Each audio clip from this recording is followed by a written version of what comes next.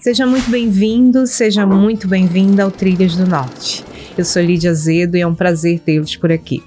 A transição do cidadão amazonense do atendimento presencial para os serviços públicos digitais do governo estadual e os desafios de uma transformação que promete eficiência esbarra em questões de acesso, letramento digital e confiança. Nossa rota de hoje investiga como a praticidade do novo digital enfrentará estas questões. E antes de apresentar o nosso guia, que nos orientará nessas trilhas, preciso te dar algumas informações. Se esta é a primeira vez que você navega conosco, preciso te contar algo. O Trilhas do Norte não é um programa de entrevistas, é uma expedição de clareza.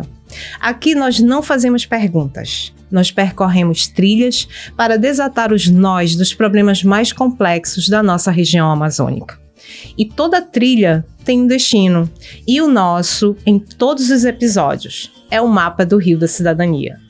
É a nossa bússola constitucional, onde a dignidade humana e o dever do Estado se encontram. Nosso objetivo aqui não é apenas discutir o problema, é apontar uma rota, deixar um caminho. E nossa expedição de hoje terá como guia o secretário de Estado de Administração e Gestão do Governo do Amazonas, Vivaldo Miquiles Neto. Vivaldo, é um prazer ter você por aqui. Obrigado por ter aceito o nosso convite.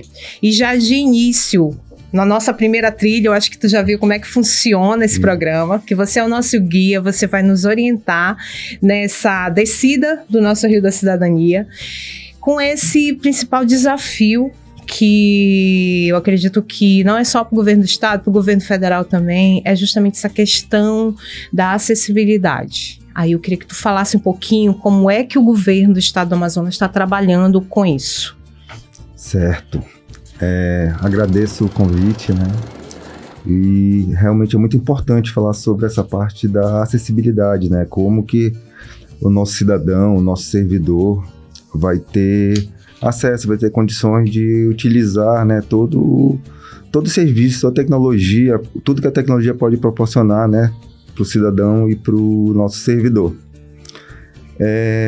Hoje o Estado tem alguns projetos em andamento e todos eles relacionados aos serviços digitais. Esses serviços vão ser disponibilizados gradativamente, alguns já estão no ar, né? Eu posso até citar em relação a Detran, Seduc, enfim, entre outros. E muitos outros projetos estão sendo pensados para unificar todos os serviços e apresentar para o cidadão uma única plataforma onde ele vai conseguir acessar qualquer serviço que o Estado oferece para ele, né? Tentando facilitar os meios que ele possa acessar, tanto usando computadores, smartphones e até também alguns pontos de acesso que alguns órgãos vão ter para que esse cidadão, esse servidor possa utilizar. E aí esse ponto que você falou, por exemplo, os pontos de acesso. A gente sabe que a gente tem uma população carente, né, que ela tem essa dificuldade com acesso à internet. E além dessa população carente, e eu me refiro à capital do estado, sim, a gente tem um outro problema, que é aquele público que está no interior do estado do Amazonas, que aí a gente já enfrenta uma questão geográfica um pouquinho maior, sim, que é justamente a questão dessa internet, que eu acho que isso é um problema em todo o Amazonas. Como superar, né, essa dificuldade? E o ponto também que a gente não pode deixar passar, a questão do letramento digital, né? Que isso a gente sabe que é uma realidade. Essa gama de serviços que hoje vem sendo oferecidos não só pelo governo do estado do Amazonas, mas pelo próprio governo federal, ele demanda da população um certo nível de conhecimento para que ela possa usufruir desses serviços que vêm sendo oferecidos. E aí eu queria saber, Valdo, como é que o governo do estado está trabalhando para superar essa barreira, que eu acho que talvez seja, no meu olhar, né, como cidadã, talvez seja um dos principais desafios para a gente poder garantir esse direito do cidadão, né, de acesso a esses serviços que vêm sendo oferecidos. Isso, o nosso estado é continental, né? Então, eu vou usar aqui o termo logística. A nossa logística é difícil para tudo, né? Então, a gente inclui isso com a conectividade. E para nós atingirmos o cidadão com os serviços digitais, que a proposta é essa, a transformação digital, é o letramento para utilizar essas ferramentas que vão ser disponibilizadas por meios tecnológicos, o Estado já tem alguns projetos para chegar nos interiores, em comunidades, em pontos onde tem uma concentração de serviços que o Estado oferece nos interiores, tá? Hoje nós já estamos nessa fase de contratação para atingir quem? Atingir não só as sedes dos municípios, mas atingir algumas comunidades, atingir lugares onde o potencial turístico pode ser está sendo explorado e às vezes não é tão explorado porque a conectividade faz parte disso, né? Tem que ter comunicação para ter turismo. E também colocar alguns pontos de acesso onde o Estado presta alguns tipos de serviços, como lugares de atendimento de saúde, lugares onde o Estado concentra os esforços para fazer aquelas ações para levar todos os serviços ao cidadão, né? E esse projeto de conectividade, ele está sendo pensado para ser permanente nessas posições, como eu disse, em comunidades onde tem uma produção de algum item, né? Polos potencialmente turísticos e nos lugares onde o cidadão vai para obter os serviços que teoricamente hoje são manuais, mas vai ter pontos de acesso ou disponibilidade de internet para ele usar, né? Então, assim, só para entender, então vocês fizeram um mapeamento. Isso. Por prioridade, né? Levando em consideração essa questão de turismo, produção, né? Comunidade que tem produção e tal. Bem bacana, porque aí você acaba que, né, realmente prioriza aquilo que já está mais, né? Isso. E hoje no estado tem vários projetos acontecendo com relação à conectividade. Não só do governo estadual, mas do governo federal, algum tipo de parceria público-privada, que são as infovias que estão indo nas calhas do Rio, conectando alguns trechos entre várias cidades. E esses projetos já estão sendo finalizados. Eu acho que muita dessa infraestrutura, que algumas delas são fibras subaquáticas, outras são torres que estão espalhadas no caminho entre vários interiores. Então, assim, está sendo criada essa infraestrutura, não apenas do governo do estado, mas do governo federal e, como eu disse, outras parcerias, porque a gente precisa conectar, né? O estado tem que ser conectado, até porque nossas distâncias são muito, muito grandes. A gente só vai diminuir essa distância se a gente começar a se comunicar, né? Porque a gente começa a pensar que, às vezes, alguns problemas que são menores, as pessoas se deslocam de lugares que são longe. Quando a gente chega no interior, quem conhece o interior, tem a sede do município, às vezes tem uma comunidade Exatamente. Que é bem longe da sede. Então, Exatamente. Por isso que eu disse que parte do projeto é visando até mesmo essas comunidades, não só a sede do governo, porque várias comunidades têm um potencial agrícola, extrativismo, turístico. Então, acho que esse projeto que está sendo encaminhado vai ser realmente um grande benefício para o povo do interior, né? E assim, eu sei que isso não é algo que é da noite pro dia, mas Sim. Vocês, assim, tu sabe me dizer, assim, que fase vocês já estão atualmente? Assim, o projeto tá dividido. Em coisas dá pra gente fazer imediatamente que eu digo assim, imediatamente a gente tá fazendo a contratação. Porque tem localidades que já chega uma certa infraestrutura.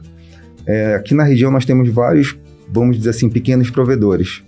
Né? Porque assim, tem outras empresas que a gente conhece nacionalmente, são grandes, mas na nossa região nós temos vários pequenos. E esses pequenos chegam já em várias sedes, né, de municípios. Aí o trabalho que está sendo feito é a gente conseguir levar o que a gente pode chamar de última milha, que é levar para cada ponto, para uma comunidade, para uma escola mais afastada, para esse possível polo turístico. Então, assim, A gente já está elencando esses que são mais, que a gente consegue fazer mais imediato, que não requer uma grande infraestrutura. Que já tem uma estrutura mínima, né? Já para chegar neles, já concluir esse projeto, e algo que é dentro desse ano mesmo, 2025, a gente vai concluir. Eu acho que até o início do mês que vem já vai ter uma lista com esses E no que diz respeito a esse público, no que diz respeito a essa questão do letramento digital, porque a gente sabe que isso é importante, não só para acessar os serviços, mas também até para uma questão de segurança mesmo, porque a gente sabe que tem, principalmente o público mais idoso, né? A gente sabe que os idosos, eles têm um pouco mais de dificuldade com essas novas tecnologias, e até mesmo para acesso a serviços públicos que vêm sendo oferecidos nos meios digitais, elas sempre pedem auxílio de alguém. E a gente sabe que esse pedir o auxílio de alguém, isso implica no risco para essas pessoas. E aí eu te pergunto, o que já tem um trabalho também informativo, de orientação dessa população, no sentido, inclusive, de, por exemplo, eu tenho dificuldade porque eu sou uma pessoa carente, eu não tenho acesso à internet, ou porque eu sou um idoso e eu tenho dificuldade.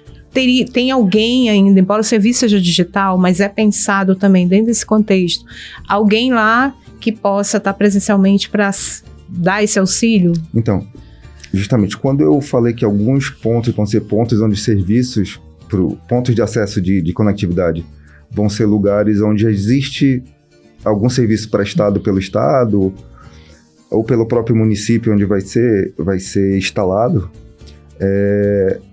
a intenção é que alguém lá possa conduzir, possa mostrar, ter esse primeiro passo para o cidadão conseguir fazer o acesso, né?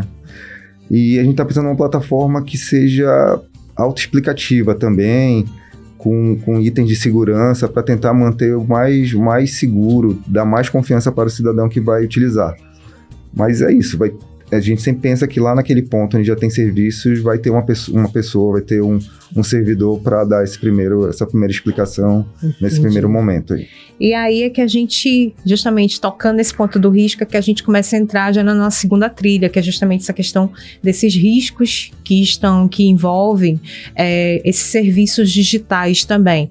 Porque a gente sabe que o Estado, os dados das pessoas, as informações, elas são primordiais para que ele consiga trabalhar, até por uma questão de direcionamento, inclusive de políticas públicas. Isso faz parte da atividade do Estado, isso é bom a gente entender. E aí eu te pergunto, eu sei que o Estado tem um volume absurdo de dados, né, que ele precisa trabalhar, ele precisa coletar. Esses dados, assim, o que onde é que esses dados estão armazenados, e o que é feito com as medidas de segurança que são até a pergunta também que eu faço é até por uma questão da Lei Geral de Proteção de Dados, né, que diz que as instituições públicas têm que ter uma estrutura mínima de segurança, né, para aqueles dados que são tratados, até para que quando o cidadão perguntar, ele saiba informar para aquele cidadão onde esses dados estão sendo armazenados, de que forma, quais são as medidas de segurança adotadas, enfim. E aí eu te pergunto, esses dados estão armazenados onde, como, quais são as medidas que são adotadas? O servidor que trabalha com esses dados, ele recebe um treinamento também para isso? Sim. Hoje os dados do Estado do Amazonas estão armazenados em 2 locais. Um é dentro da Prodan, né, que é a empresa de processamento de dados do Estado do Amazonas, e o outro local de armazenamento é dentro da Cefaz, que também tem uma estrutura similar à da Prodan. Então, hoje a redundância do Estado está nesses 2 lugares. Todos os dados do Estado, ou Prodan, ou Cefaz, ou em ambos, como eu disse, são redundâncias de segurança. E tanto a Cefaz quanto a Prodan, eles têm todas as ferramentas, a tecnologia e os profissionais dedicados para garantir a segurança dos dados, garantir a segurança do ambiente onde esses dados estão armazenados, né? São salas, realmente são data centers, salas cofres, com equipamentos que garantem essa disponibilidade, garante o processamento, e repetindo, e tem redundância. Então são 2 ambientes que estão seguros com as informações do Estado do Amazonas. Até por decreto, é obrigatório que as bases todas, todo sistema contratado, as bases sejam armazenadas dentro do Estado. né? Pode até haver um backup em outro lugar, mas... Isso que eu te perguntar, se é em nuvem, que eu sei que tem alguns serviços contratados, né? Isso, alguns serviços estão em nuvem, mas as bases de dados estão dentro da Prodan e da Cefaz, que são os 2 lugares que tem data center no estado. Ou seja, fique sob controle do estado de qualquer forma. E aí eu vi, que eu dando uma olhada, né, toda essa estrutura que o estado vem montando desde 2024, né, que começou esse trabalho, que eu vi que foi a publicação da lei, né, da política, né. Antes da lei já se vinha fazendo trabalho, os dados já eram preservados da melhor forma possível, a parte de segurança já existia. A lei foi realmente para a gente conseguir... ter essa estrutura, né? Ter essa estrutura e todo mundo entender que aquele é o instrumento que realmente vai... Entendi. E aí eu vi que foi criado um comitê também, né? Aí eu queria que tu explicasse um pouquinho o âmbito de atuação do comitê e quem é que faz parte desse comitê e como é que ele atua no que diz respeito a toda essa infraestrutura que o Estado tá desenhando aí em termos de serviço público. Sim, isso. Esse comitê, ele é voltado para tecnologia e inovação. Né? Ele é sediado dentro da SEAD, mas tem vários órgãos que fazem parte desse comitê. Esse comitê foi idealizado para que a gente consiga fazer a melhor contratação possível de tecnologia no estado, para que a gente consiga manter um padrão de tecnologia, para que todos os serviços, todas as bases de dados, nesse novo momento, consigam se comunicar. Para a gente criar também um portfólio para que as outras secretarias, quando precisem de alguma tecnologia, precisem de desenvolvimento, precisem de uma nova aplicação, está sempre num padrão que está sendo estabelecido por esse comitê. Entendi. E como esse comitê é formado por várias secretarias, posso citar aqui algumas, Cefaz, Seduc, Segurança Pública, Saúde, nada é resolvido ou decidido diretamente pela SEAD. Tem esse colegiado, que todos os projetos são apresentados, as propostas são apresentadas, isso é debatido, é conversado. Muitas vezes, só uma reunião, só um encontro não resolve, porque... A complexidade, né? Aí cada um vai fazer seu estudo, volta para defender as suas ideias, para a gente tentar chegar a um senso comum que seja o melhor para o Estado. Então, esse comitê está sendo muito importante para que a gente siga esse caminho de padronizar, de todas as secretarias entenderem o que está acontecendo e que caminho o Estado quer levar, né, quer ter. E isso aí é importante, até complementando, inclusive, isso que tu tá falando, porque a gente sabe que, principalmente em termos de regularização fundiária, a gente sabe que o Amazonas, ele tem muitos das questões de regularização fundiária, elas encontram um problema na base histórica. E esse trabalho todo, né, de digitalização dessas informações, isso é importante não só para esses direitos, né, de moradia e tudo, mas pelo próprio informação dentro do Estado, porque muito se perdia, muito era perdido, porque assim, em outro momento, cada secretaria tinha suas informações isoladas que não conversavam com as outras. Então, e é importante que as pessoas até entendam isso, né? Sim. De você conversar um com o outro, porque as informações, às vezes, que um tem aqui, é necessário aqui. E aí eu entro numa outra questão, essa troca de informações. Como é que vocês fazem para atender outro ponto que eu falo da LGPD também? Que a LGPD fala que os dados, né, do cidadão, das pessoas, só é o mínimo necessário para atender uma determinada finalidade. Como tem um universo de informações, de dados que o Estado precisa para trabalhar, como é que vocês estão fazendo para definir o que é necessário de dados para trocar entre uma secretaria e outra? Isso está em trabalho ainda? Vocês ainda estão definindo? Sim, isso ainda está em trabalho. Nós estamos no momento de... Eu posso usar o termo letramento dos servidores para conhecer e entender o que realmente é... E isso é o mais importante, inclusive. esse processo cultural dentro do serviço público, fazer com que o servidor entenda da importância dele nesse trabalho todo. Ele precisa estar envolvido nesse contexto, não é algo que você vai pegar e vai colocar ali, o servidor pronto vai sentar na mesinha dele, não, ele precisa fazer parte do processo, senão compromete toda a cadeia de trabalho que está sendo feito. Aí nós estamos nesse processo, estamos naquele momento, vamos dizer assim, educando o servidor, né, para ele entender o porquê que tem que haver esse cuidado, o porquê que algumas coisas são necessárias e outras não, tentando acabar com aquela frase que a gente sempre escuta, né?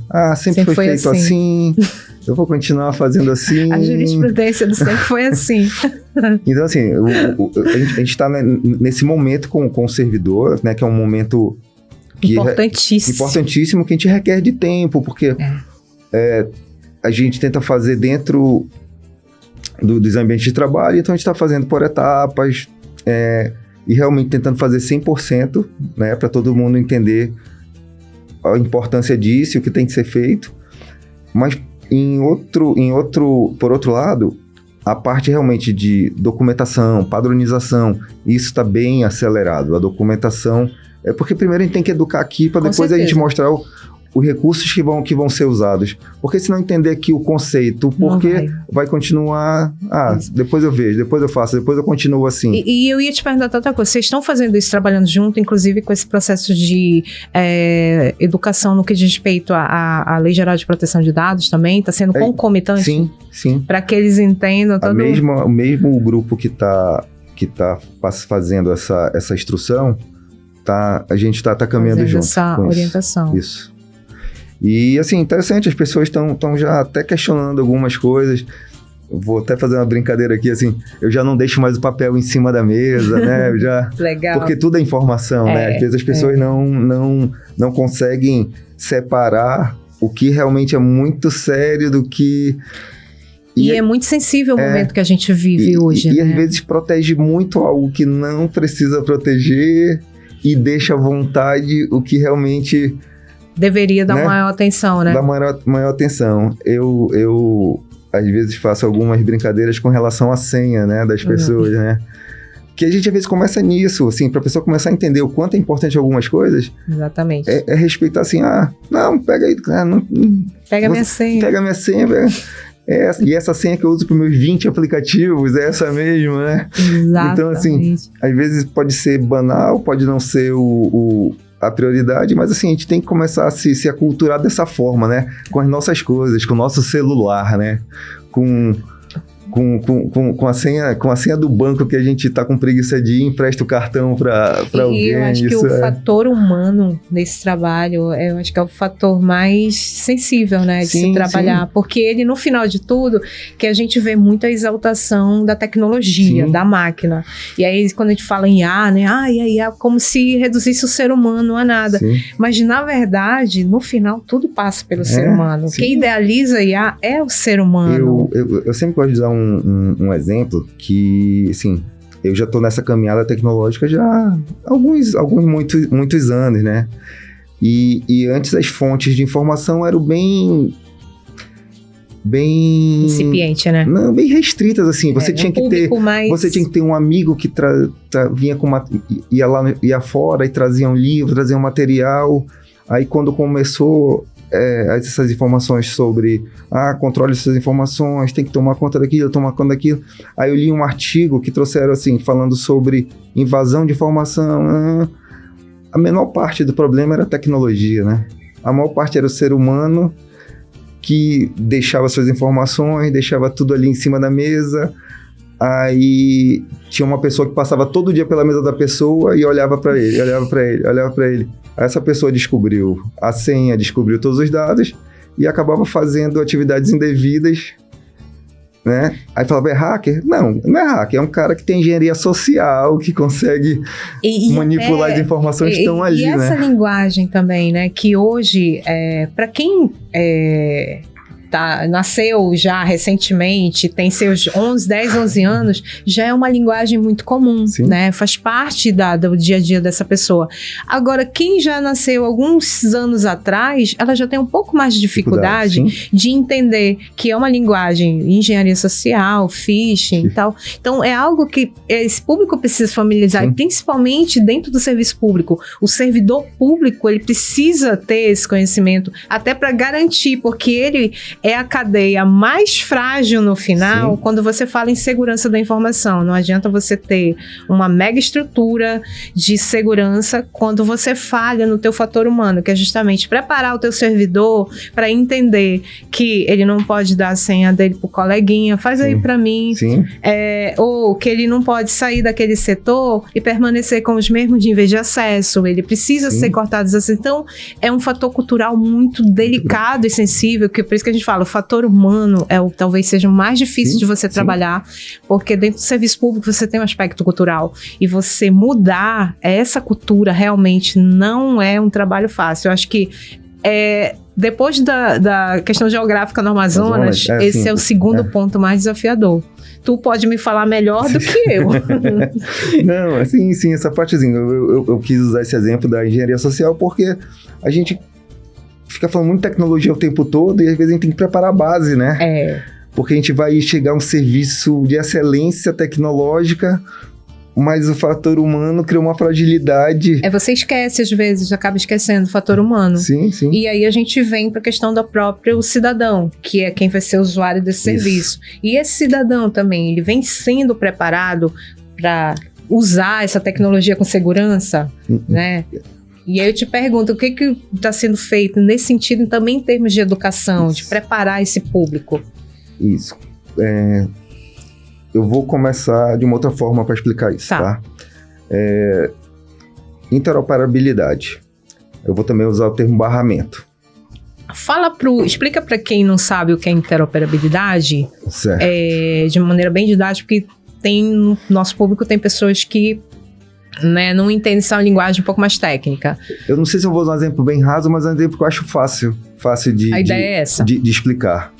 A gente pode imaginar um tubo de água que passa na rua, e aquela água passa, muita água ali, tem tudo ali, né? Vamos usar água como todos os dados. E você vai lá e conecta a sua casa naquela água, o vizinho conectou e todo mundo está se beneficiando daquela água. O que seria essa água nesse barramento, na interoperabilidade? Todas as informações dos sistemas públicos vão estar nesse barramento, onde as secretarias vão conseguir buscar as informações compartilhadas por todas os outros entes. Gostei, vou adotar. Tá? Então é isso, a gente já tem um meio que está circulando essa informação. A gente realmente tem que criar os mecanismos para que entre secretarias se beneficiem disso, trocando informações. Por quê? Porque o cidadão vai ser sempre ele. Ele não vai mudar o CPF, ele não vai mudar o nome dele, né? As informações, se ele for um servidor público, as informações dele vão vir com ele uma vida inteira. Se ele for um cidadão que não é servidor, as informações dele também vão ser as mesmas, serviços que eles vão usar. Serviços sociais, né? Vão ser sempre os mesmos para ele. Então, com a interoperabilidade, eu vou usar o termo barramento aqui, as secretarias vão compartilhar informação, o cidadão vai conseguir enxergar tudo que ele já utilizou ou solicitou, ou processos que estão... Histórico, né? O histórico dele. Por que eu estou usando o barramento? Eu falei que ia começar diferente sobre a segurança, né? Sobre o cidadão. Porque quando nós implantarmos esse barramento, o projeto desse barramento, ele está voltado à identidade única do servidor e do cidadão. Então, para ele acessar isso, a gente vai fazer um cadastro novo, a gente vai comprovar que aquele cidadão vai ser ele, todo serviço que tiver no CPF dele, ele vai conseguir enxergar num único ambiente. Entendi. Então, assim, vai continuar existindo a página dos outros órgãos e serviços, mas o cidadão, quando logar futuramente no portal do cidadão, ele vai enxergar todo, em vez dele ficar indo em como se fosse o GovBR, que isso, é hoje. Que disponibiliza alguns serviços e tudo que é seu tá ali. E que você vai avançando de nível de acordo com, por exemplo, eu tenho a minha identidade digital. Isso. Que aí você sobe já vira ouro. E você, a gama de serviços, ela se amplia. É justamente isso. A gente vai ter nível de segurança, quanto mais seguro o cidadão vai se beneficiar dos serviços. Entendi. Porque, vou dar aqui um exemplo que assim, em vários eventos que a gente vai, outros lugares, até fora do Brasil, sempre coloco. Você vai lá, você vai logar, você vai ver o seu IPVA, você vai ver se seu filho, a matrícula do seu filho, você vai ver se você deu entrada em algum processo eletrônico dentro do estado, né? Você vai enxergar a sua vida. E o cidadão que é servidor, ele vai ter os dois ambientes. Como cidadão comum e como institucional, né? Como institucional. O projeto foi escrito dessa forma, né? Os técnicos que estão fazendo isso, eu também fazia parte desse grupo técnico hoje como secretário, mas eu continuo ainda muito próximo disso, porque é um projeto que a gente já vem há anos, né?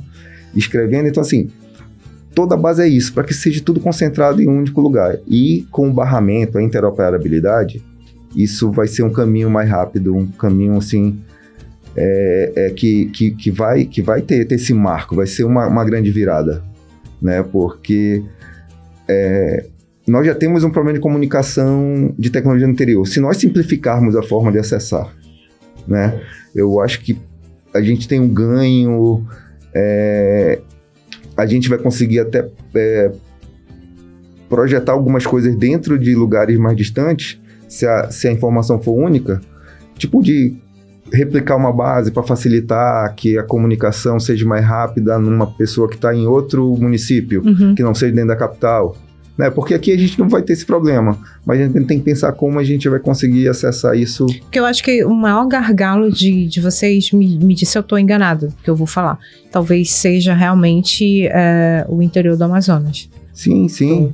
É como a gente falou no começo, eu sempre vou usar isso como assim, vou citar logística. Nossa logística é difícil, né? Então, a gente vai alcançar aqui, a capital isso é muito rápido, é muito breve, a gente consegue fazer isso até pela proximidade, pela quantidade de pessoas que vão poder assistir ao cidadão, ao servidor que vai utilizar.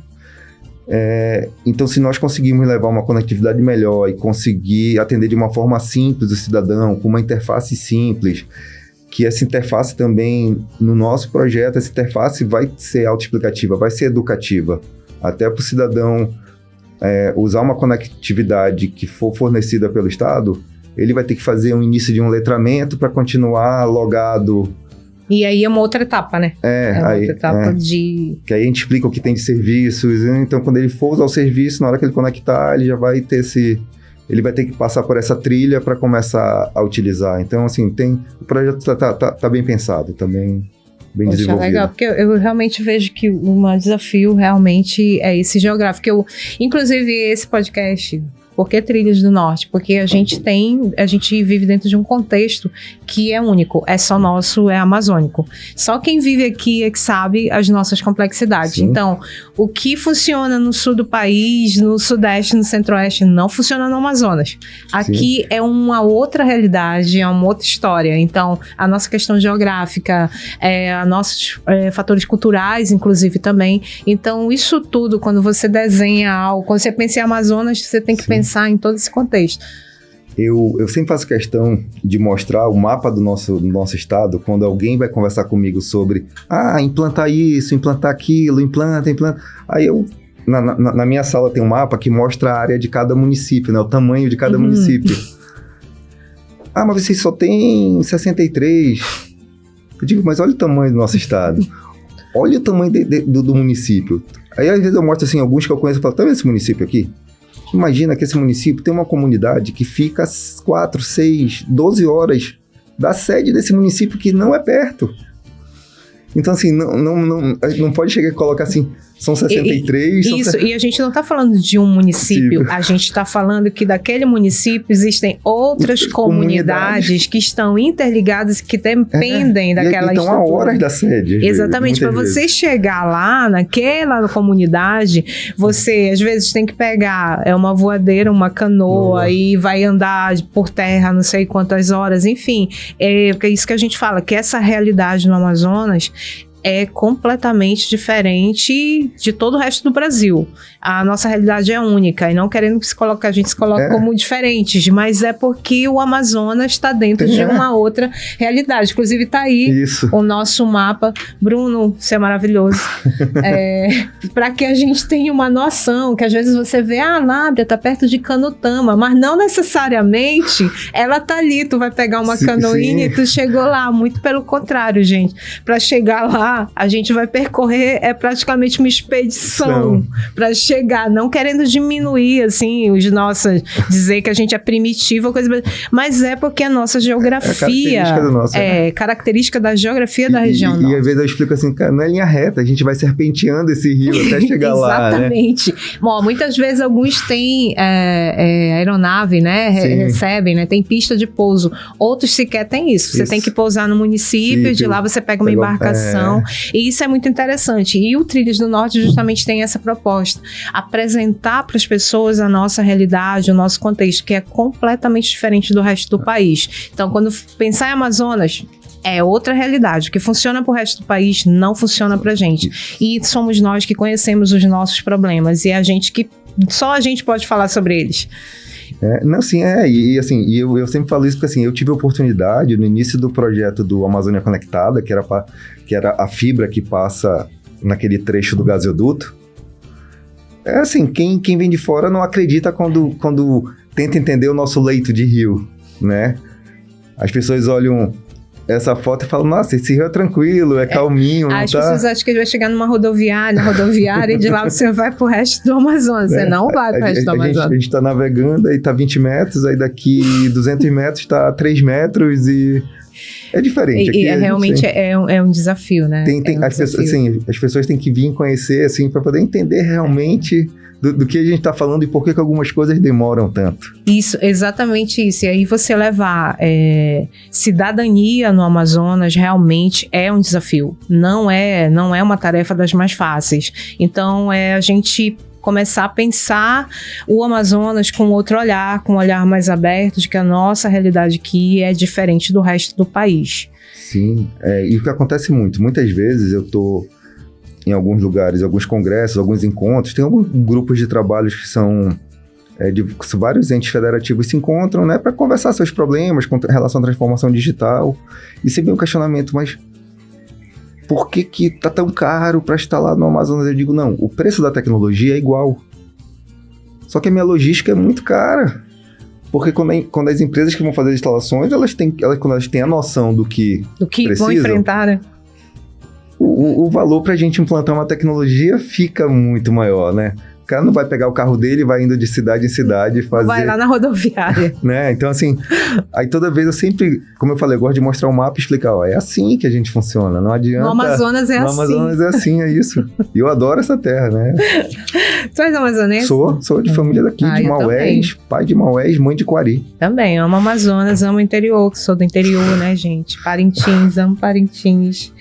E aí, a gente entra agora... Vivaldo, na nossa terceira trilha, que é justamente esse impacto de todo esse trabalho que vem sendo feito no coletivo.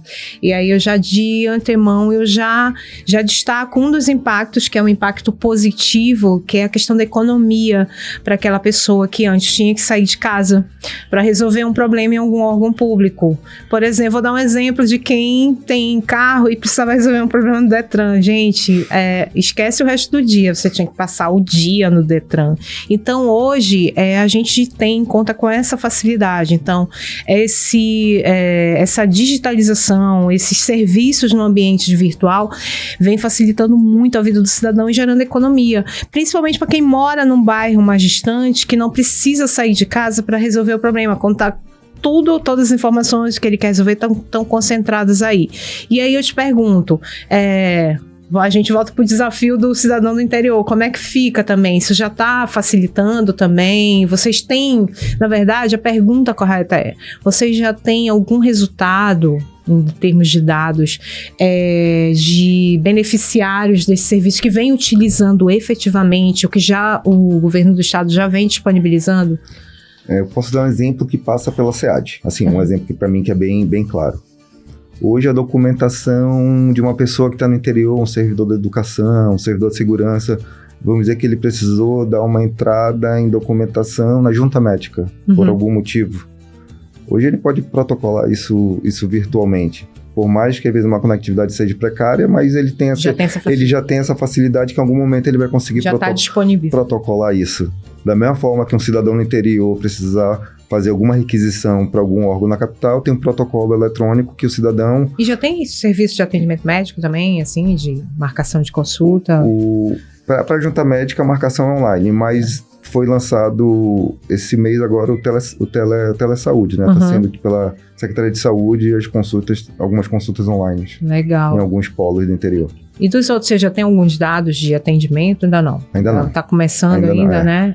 Ainda não, mas que outra que tu enxerga, assim, além da economia, que outro ponto tu pode destacar? Assim, tem algumas coisas interessantes que aconteceram na virada de 2019 para 2020 e também com o problema que nós tivemos em relação à pandemia, que algumas coisas aceleraram, tá? Em relação à transformação digital, porque a gente tivemos que usar mecanismos para que os trabalhos não parassem e o cidadão continuasse sendo atendido, né? Pelos serviços que o Estado proporciona.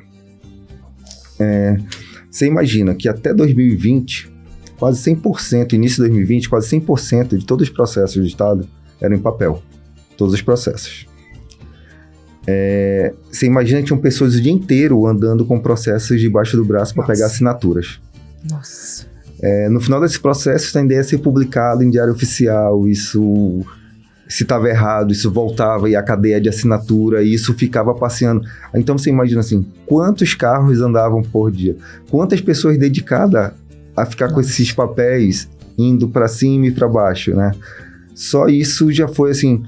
A gente tem um número de mais ou menos 18 milhões em economia, só com essas combustível, papel, isso já foi um ganho que teve. Nossa. Né? Imagina esse... E às vezes a pessoa que produzia o documento era a mesma que levava esse documento. Então hoje essa pessoa só produz, né, o documento, ela só está dedicada a escrever. Que eram horas que ela parava, né, porque tinha que levar, assim, não é todo lugar que tem uma estrutura de logística, então, assim, quem fazia levava, então, assim, era um mundo de documentos passeando pelo trânsito de Manaus para serem assinados. Nossa. E fora o perigo, né, que disso, em vários órgãos. Que informações ali. Então, isso agilizou, isso economizou muita coisa, não só papel, a gente economizou muita coisa, só de tempo que a gente ganhou, outras coisas que puderam ser feitas, né, porque hoje o processo no estado do Amazonas é 100% digital, não existe mais nada em papel, né? Quando o servidor loga no sistema, a assinatura... E tem algum sistema específico já que o... É o CIGED, nós usamos um sistema próprio que faz todo esse gerenciamento de documento. Ah, tá. Né? Eles também ficam armazenados dentro da Cefaz, dentro da Prodam, foi desenvolvido localmente. É do próprio estado. Do próprio estado. E tem alguma coisa interligada com o governo federal? Existem alguns órgãos que precisam fazer essa comunicação, assim, que não tem como fugir disso, então... ou a Prodam ou a Cefaz cria uma API para a gente poder fazer essa comunicação, transportar a informação de um sistema para o outro. Entendi. Mas no futuro, com o barramento, eu acho que essa conectividade, essa conversa entre órgãos vai ser mais simples, mais fácil. Então, Vivado, esse trabalho todo aí do governo digital, até para que as pessoas entendam também, ele é importante não só para a questão da eficiência do Estado, mas para a própria efetividade da cidadania também, né? Com relação às necessidades básicas do cidadão, mas como um principal motor hoje das políticas públicas do Estado, porque eu acredito que hoje o Estado já consiga ter, claro que as coisas ainda estão começando, mas vocês já conseguem ter um olhar de comunidades que têm necessidades, que possam ser direcionados algumas políticas, né, sejam priorizadas. Algumas comunidades, a gente tem um problema da seca, a gente tem um problema da cheia, saber qual comunidade, né, vão ser... Trabalhar de uma forma mais preventiva do que reativa. Vocês já têm hoje condições... Assim, quando a gente fala do projeto de conectividade, ele vai ter vários deslocamentos, né? Muitos mesmo. Um deles vai ser, assim, com conectividade em qualquer lugar do interior, vai facilitar o monitoramento para tudo. Até mesmo para a gente perceber alguma mudança na margem do rio, alguma mudança no clima, a facilidade que vai ter de coletar dados, porque acaba que hoje tem alguns projetos menores pela falta de conectividade. Então, assim, muita coisa que a gente demora a perceber ou que a gente precisa dispensar mais esforço humano, mais tempo, quando conseguir conectar todo o interior do estado, o volume de informações realmente que nós vamos conseguir ter para tomada de decisões, para prever ou prevenir alguns riscos, eu acho que isso vai ser um dos pontos mais importantes no final. Porque a gente acaba falando só de entregar serviço lá para o cidadão, mas existe todo esse outro lado de monitorar, de tentar entender. Né? As etapas. De tentar entender. Porque assim, o mais prioritário realmente é a gente atender o cidadão, né? Lá, mas o projeto envolve outros desdobramentos. Eu acho que também vão ser muito importantes. Muito importante mesmo. E aí, gente, dentro dessa dinâmica toda que a gente viu, a gente começa a caminhar agora para o nosso mapa do Rio da Cidadania. E para quem nos ouve, o nosso mapa é sempre o mesmo. É a majestosa Samoameira do equilíbrio, sustentada por duas raízes permanentes: a razoabilidade e a proporcionalidade. A raiz da razoabilidade, o que é razoável esperar do Estado e do cidadão para uma vida digital segura e acessível. Aqui ela se traduz na raiz da inclusão digital. É o ato razoável de garantir que todos tenham acesso e letramento para usar as ferramentas, não apenas os moradores da capital. E a raiz da proporcionalidade, que exige uma resposta adequada à dimensão do desafio. Aqui ela se manifesta no equilíbrio delicado entre a energia que dedicamos à eficiência digital e a força da nossa presença física.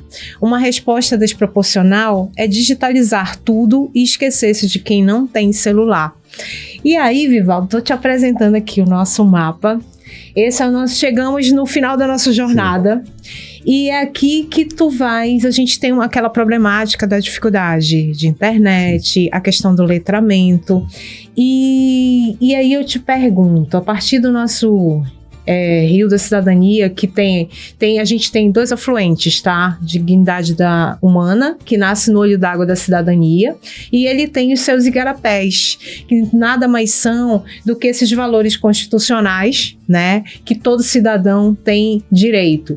E do outro afluente, que é o do manancial da legalidade, que nada mais é o afluente da coisa pública, onde são os valores e princípios que o Estado precisa observar no que diz respeito à prestação da sua atividade.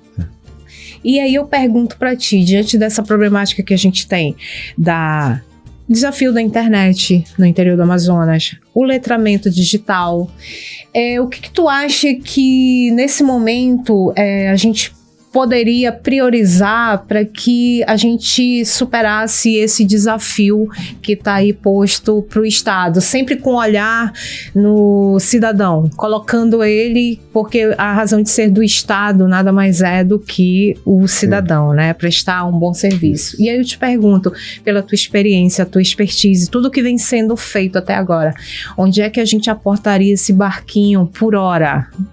Por hora.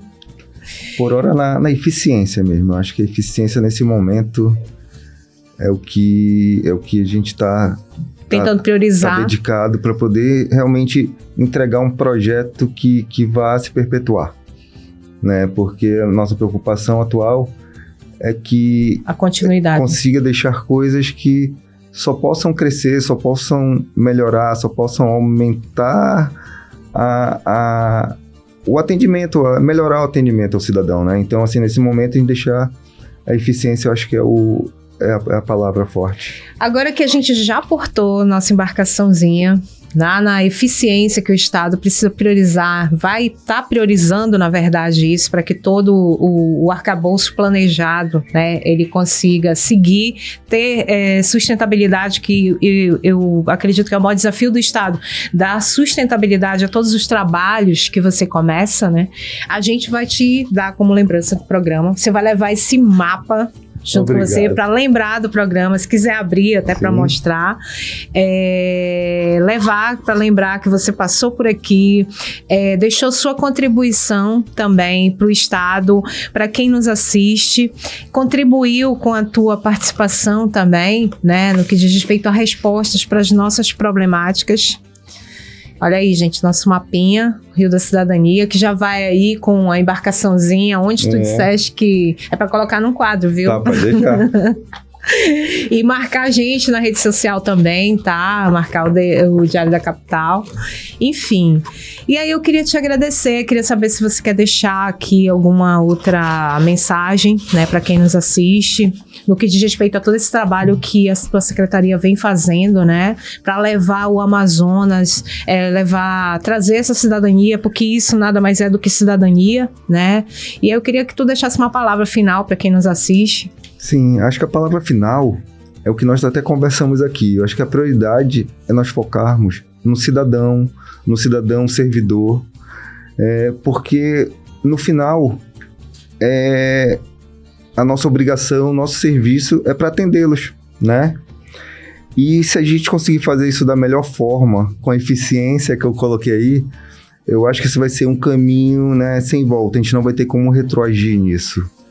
Então, e que o cidadão também entenda que ele tem que participar disso, ele tem que utilizar, ele tem que opinar, ele tem que criticar, com certeza, mas também tendo em vista que o foco realmente é nele, né? Não interessa o tipo de tecnologia, o quanto isso vai ser investido, mas o foco vai ser sempre no cidadão. Evaldo, muito obrigado pela tua participação, obrigado mesmo. A visão que você deu de tudo que está sendo feito.